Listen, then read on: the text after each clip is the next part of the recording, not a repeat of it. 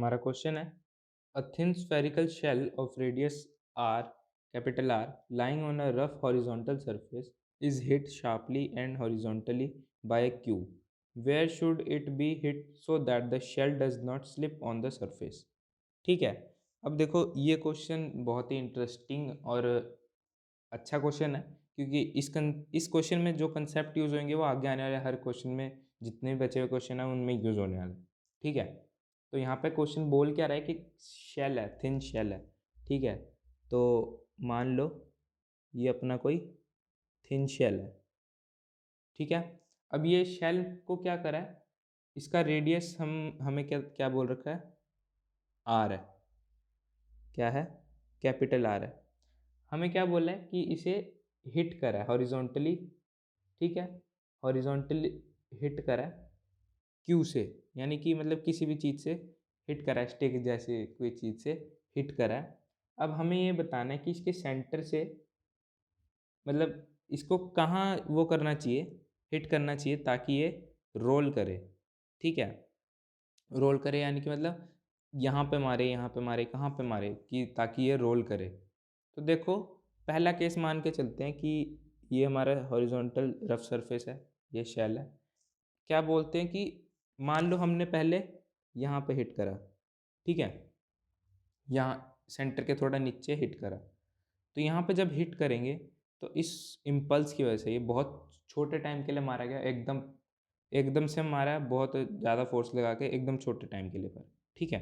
तो जब ये फोर्स इधर लगाया, इम्पल्स लगा, तो इसकी वजह से टॉर्क जो होगा वो किस डायरेक्शन में होगा, देखो टॉर्क अगर निकाल के देखो तो इस डायरेक्शन में हो रहा है, ऐसे जा रहा है ना। तो यानी कि ओमेगा हमारा इस डायरेक्शन में होगा। फिर अगर ओमेगा इस डायरेक्शन में है, अगर इम्पल्स हमारा इस डायरेक्शन में लगा, तो सेंटर ऑफ मास का वेलोसिटी किस डायरेक्शन में होगा, इस डायरेक्शन में। ठीक है। सेंटर ऑफ मास का वेलोसिटी इस डायरेक्शन में हो गया और टॉर्क हमारा इस डायरेक्शन में, तो ओमेगा हमारा इस डायरेक्शन में होगा। ठीक है। तो अगर मैं पॉइंट ऑफ कॉन्टैक्ट देखूं तो देखो इधर v प्लस ओमेगा आर हो जाएगा। ठीक है। अब हमें पता है रोलिंग के लिए क्या करना होता है, रोलिंग के लिए यहाँ ये पॉइंट रेस्ट पे होना चाहिए, पर यहाँ पे तो इसको एडिशन हो जा रहा है, तो यहाँ पे तो पॉसिबल ही नहीं है कि यहाँ पे रोलिंग हो पाए, कभी कभी भी पॉसिबल नहीं है। मतलब अगर ऐसे कहीं पे भी मारोगे तो मतलब रोलिंग तो हो ही नहीं सकती। तो मतलब ये वो केस नहीं है। तो और एक केस लेके देखते हैं। ठीक है। तो ये मान लो अपना फिर से शेल बना दिया अपने, हमने शेल बना दिया फिर से, ये हमारा सरफेस। ठीक है। ये हमारा सेंटर। अब क्या करा, अब मान लो मैंने हिट करा बिल्कुल सेंटर के अलोंग। ठीक है। एकदम सेंटर के अलोंग हिट करा, तो इसे वेलोसिटी तो मिल जाएगी, ट्रांसलेशनल ट्रांसलेशनल वेलोसिटी तो मिल जाएगी इसे इस डायरेक्शन में। पर क्या इसे ओमेगा मिलेगा, नहीं, क्योंकि टॉर्क इसे मिल नहीं रहा। इसको इसको इधर हिट करा है और इसका लाइन ऑफ एक्शन बिल्कुल सेंटर से पास होके जा रहा है। तो सेंटर से अगर पास होके जा रहा है तो इसको तो ओमेगा ही नहीं मिला, तो इसको तो सिर्फ इस पॉइंट पे वी मिला है। तो यहाँ पे कोई टॉर्क नहीं है इम्पल्स की वजह से, तो यहाँ पे सिर्फ ट्रांजिशनल मोशन है, तो यहाँ पे स्लिपिंग होगी। ठीक है। यहाँ पे बहुत हाई चांसेस है स्लिपिंग होने के, यहाँ पे रोलिंग नहीं होगी। ठीक है। अब देखते हैं कि अगला यहाँ पे क्या करेंगे हम, ये हमारा शेल, ये हमारा सेंटर शेल का, और ये हमारा सरफेस। ठीक है। अब देखो अब क्या करा, अब जो हमने हिट करा है वो यहाँ कहीं पे हिट करा मान लो। ठीक है। यहाँ हिट करा। अब इसे अब इसे भी मिलेगी इस डायरेक्शन में ट्रांसलेशनल वेलोसिटी, है ना। अब इसके इस फोर्स की वजह से टॉर्क निकाल के देखो किधर निकलेगा, इस फोर्स की वजह से टॉर्क हमारा ऐसे जा रहा है ना, ऐसे जा रहा है हमारा टॉर्क। तो इसमें ओमेगा कहाँ मिल जाएगा, ऐसे मिल जाएगा, है ना। तो यहाँ से अगर देखो, एक मिनट, ये देखो ऐसे, तो इसकी जो ये हाइट है एच, एच बोल देता हूँ मैं, हमें निकालना ही है ये हाइट है। ठीक है। अब यहाँ पे क्यों निकालना है, देखो मैं अब क्या बोल रहा हूँ, ओमेगा अगर इधर मिल गया तो उसमें कौन सी बड़ी बात है। ये देखो इस पॉइंट पे, पॉइंट ऑफ कॉन्टैक्ट पे हमारा अगर सेंटर ऑफ मास का ट्रांसलेशनल वेलोसिटी यहाँ पे है, तो इस पूरे स्फेयर का ऐसे वेलोसिटी तो इधर ही जाएगा ना, ट्रांसलेशनल। तो वेलोसिटी ट्रांसलेशनल यहाँ पे होगी और हमारा ओमेगा आर यहाँ पे हो गया। है ना। तो ओमेगा अगर ओमेगा आर यहाँ पे हो गया, वी अगर यहाँ पे हो गया, तो यहाँ पे बहुत हाई चांस है प्योर रोलिंग के लिए। मतलब प्योर रोलिंग के लिए हमारा यही कंडीशन सेटिस्फाई करना चाहिए ना कि V equals to omega R, है ना। तो यहाँ पे क्या होगा, यहाँ पे रोलिंग हो सकती है। ठीक है, अब समझे। अब तो अब यहाँ पे हमें पता लग गया रोलिंग होगी। तो रोलिंग होगी तो हमें ये निकालना है कि एच कितनी एच पे मारे ताकि रोलिंग हो।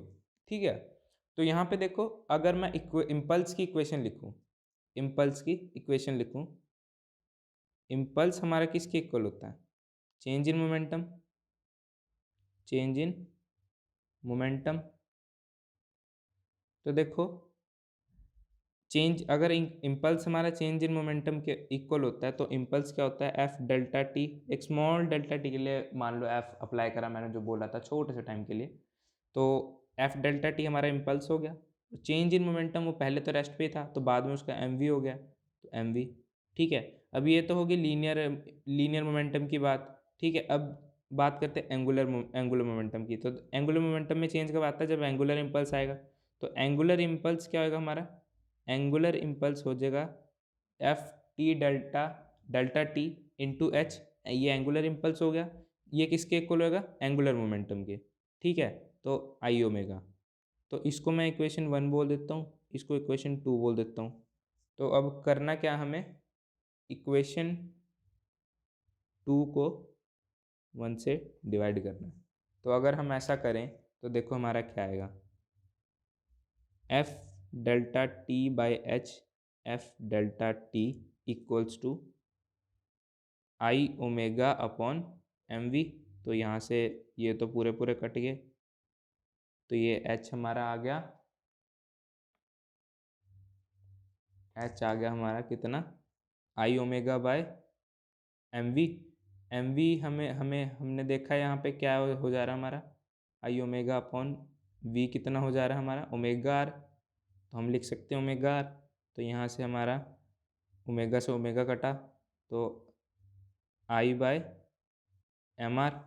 अब आई की डाल के देखो, आई की वैल्यू, मोमेंट ऑफ इनर्शिया क्या होगा शेल का, शेल का मोमेंट ऑफ इनर्शिया हम क्या लिखते हैं, 2/3 एम आर स्क्वायर, और नीचे हमारा एम आर था।